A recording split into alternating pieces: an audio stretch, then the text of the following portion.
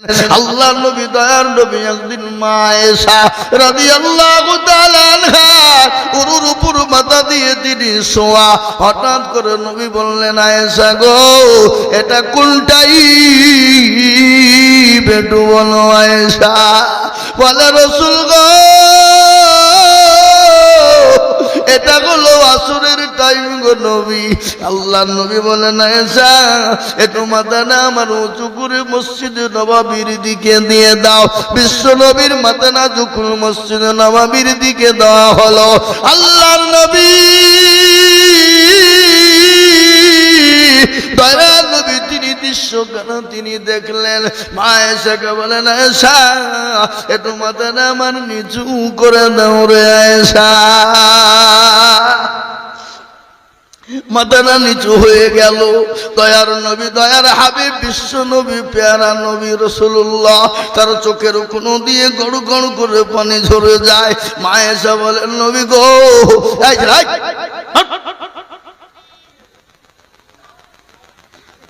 চুলের আবার কাটিং দেখো। এ বাবা, আমাদের দেশের আজকাল ছেলেপিলেরা মেয়ে পটকানে লেগে চুল কাটে। তা আবার রোনাল্ডো মেসি, এ বাবা রোনাল্ডো মেসি লাই, এসব চুল কাটা হচ্ছে নাগাল্যান্ডের কুকুরের কাটা। দেখেছেন নাগাল্যান্ডের কুকুর? দেখেছেন? হ্যাঁ, নাগাল্যান্ডের কুকুরকে ভালোবেসে নাম রাখে টুটুল, বটুল, সামলা, সেটুল। আর চুল বাপজি রোনাল্ডো কাট দেয় কুকুরে, মেসি কাট দেয় কুকুরে। ওই কুকুরের কার দিকে বাবা আমাদের দেশের কিছু যুবকরা এরাও সে কুকুরে কার দিতে লেগেছে। তো সামনে লিখে দিবা আই এম ডগ, নাকি কি কথা বলতে বলেন না কথাটা? সামনে পেছনে লিখে দিবা আই এম ডগ, আর হল্ড নাম্বারটা লিখে দিবা পেছনে।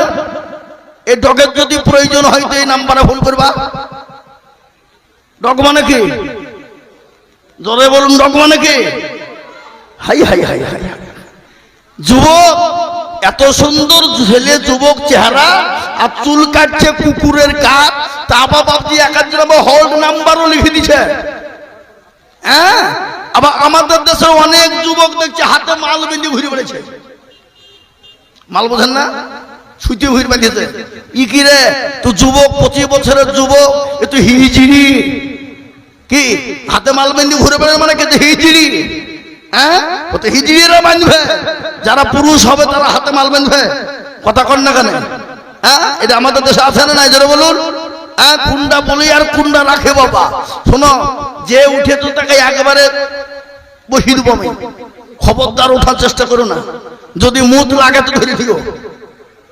উঠো না, কিন্তু আমি একবারে বসিয়ে দেবো। যে বসিয়ে গেছো আর উঠার ক্ষমতা নাই, উঠেছো তো খবর খারাপ হয়ে যাবে। বসো করে বসো। আমি তো এখনো বক্তব্য ভালো করে শুরু করিনি, কেবল মাটির লেভেল করছে। দাঁড়া, কি বুনবো আজকে তুমি দেখিলিও? হ্যাঁ, আলু বোনার সময় এখন আলু বুনি দেবো। থামো এখন বসো করে। হ্যাঁ, মুসলমান দরদি আমার, আল্লাহওয়ালা, দিনওয়ালা, ইমানওয়ালা। এই বক্তব্য করতে করতে যখন উঠে যায় না, মেজাজটা একটু খারাপ হয়ে যায়, তখন মুডটা অন্যদিকে চেঞ্জ হয়ে যায়, বুঝলেন না? তো যা হোক ভাই, সোনা দরদি, রাগ করো না। মানে একটু দিনের স্বার্থে বলেছি, আল্লাহ তোমাদেরকে ভালোবাসবে ইনশাল্লাহ। একটু বসো, একটু বসো। আমি বেশিক্ষণ বলবো না, আমার শরীরও সেরকম ভালো আজকে নেই, অসুস্থ। তারপরেও হিজি বাবা বেলডাঙ্গা জালসা, বাই চান্স যদি মিস করে ফেলি তো কালকে তারপরে মেহেন্দি আইলে অমনি ধরবে সামনে। এই কেন শোনে গাড়ি ভেঙে ফেলবে, ফেলবে না? ফেলবে না? হ্যাঁ, তাই বাপজি এসেছি, তাই একটু বসে যায় ইনশাল্লাহ। তাই যেটা বলছিলাম, দরদি মুসলমান আল্লাহওয়ালা শোনেন, ও দরদি গো, আল্লাহ আমাদেরকে দুনিয়ার জমিন আল্লাহ পাঠিয়েছে। আল্লাহর নবী মা আয়েশাকে বলেন, আয়েশা আমার তুমি চোখের পানি কেন দেখলে বলো? বলে, ইয়া রাসূলুল্লাহ, চোখের পানি একটু বুঝতে পারলাম না, একটু দয়া করে বেগের পানি করে একটু বলবেন গো হাবিব। রাসূল বলছেন, আয়েশা এই চোখের পানি এটা আমার দুঃখের পানি নয়, এটা সুখের পানি। বলে, ইয়া রাসূলুল্লাহ, চোখের পানি আবার দুঃখের হয় নাকি সুখের হয় নাকি? বলে, আয়েশা রে, কখনো কখনো টাইমে সুখের হয়ে যায় রে আয়েশা। বলে, রাসূল গো, ফজিলতটা তো বুঝতে পারলাম না। বলে, আয়েশা শুনে না, আমি নবী দুনিয়ার জমিন থেকে ছেড়ে তোর বিদায় হয়ে যাব, কিন্তু আমার উম্মতি কিয়ামত পর্যন্ত তারা মসজিদে নামাজ আদায় করবে।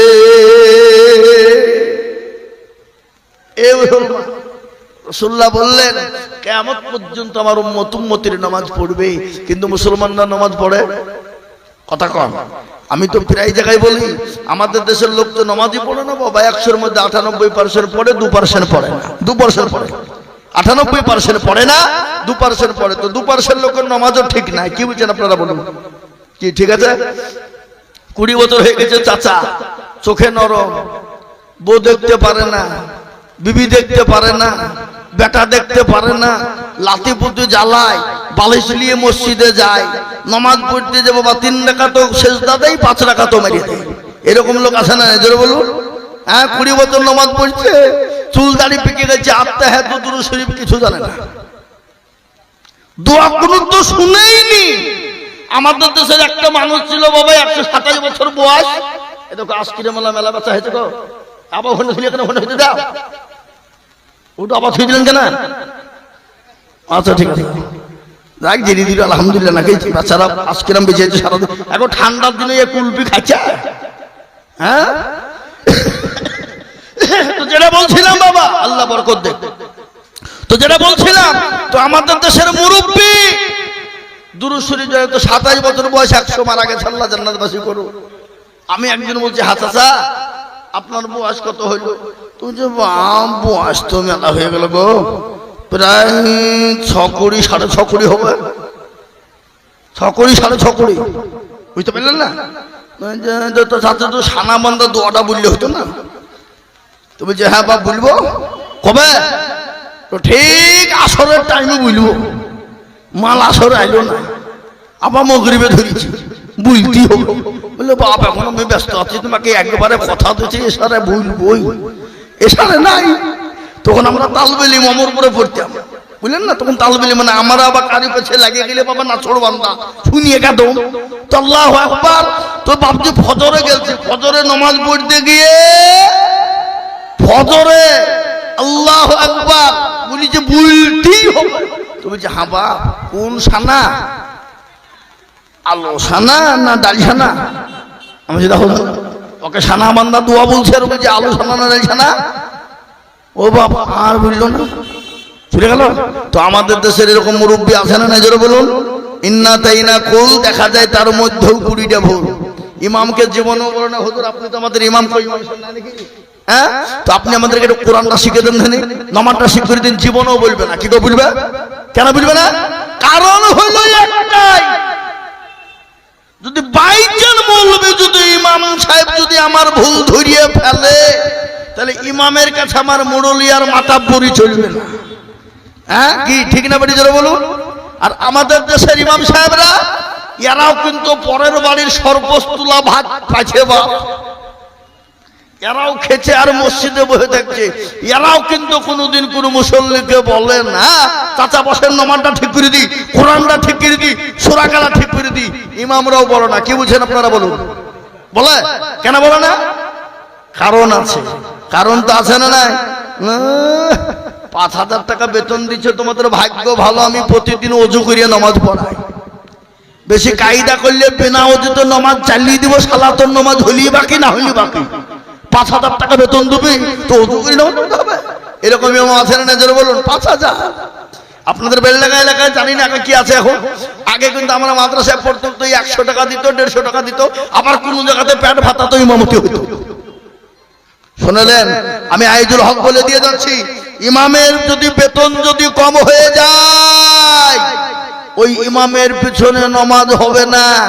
27 তারিখে নামাজ, মাসের শেষের দিকে নামাজ পড়ে বলবে আলহামদুলিল্লাহি রাব্বিল আলামিন রহমানির রহিম, আল্লাহ তো মাসের শেষ 27, আর 3 দিন পর বেতন। আল্লাহ 5,000 টাকা বেতন, ছেলের জামা কিনবো না বইয়ের ওষুধ কিনবো, আল্লাহ বইয়ের ছায়া ব্লাউজ কিনবো না, ছেলের বেতন দেবো। গায়রিল মাগদুবি আলাইহিম ওয়ালাদ-দাল্লিন। ফেরেশতা বলছে ই কি নামাজ চলছে রে? আল্লাহ বলছে যে মুসল্লিকে পিটবো, ফেরেন ইমামকে ফাটাবো। 5,000 টাকা বেতন। আর আমাদের দেশের মসজিদের সেক্রেটারি কারা, সভাপতি কারা, ক্যাশিয়ার কারা, মসজিদের দরজা চিনে না যারা, ওই মালগুলা হচ্ছে মসজিদের সেক্রেটারি, মুখে দাড়ি নাই, দিনে 4 বের করে চাচ্ছে, বইয়ের কাছে ফার্স্ট ক্লাস হল লেগে। হ্যাঁ, একজন এসে বলছে, হুজুর আমার বউ বিরাট 5 ওয়াক্ত নামাজি, তাহাজ্জুদের নামাজ পর্যন্ত ছাড়ে না, বিরাট পরোজগার। বলছে তাই নাকি? তো তোমার মুখে দাড়ি কর। ওই যে বউ বলেছে যদি দাড়ি রাখো তো তোমার ভাত খাবো না। তাহলে বুঝলেন ওই পাকা মিছে কথা। আগো যদি তাহাজ্জুদওয়ালা হয়, যদি কোরআন পড়নেওয়ালা, নামাজ পড়নেওয়ালা হয়, তো স্বামীকে জীবনেও বলবে না যে খবরদার তুমি দাড়ি রাখবে না। এ কথা বলবে? কথা বলে বলবে? বউ বলবে তুমি দাড়ি না রাখলে ভাত খাবো না, তুমি অন্য যাকে পাপা বিয়ে করোগা, আল্লাহর দিনে দুনিয়ায় চলবা, আর তুমি আল্লাহর হুকুম মানবা না, ওটা হবে না।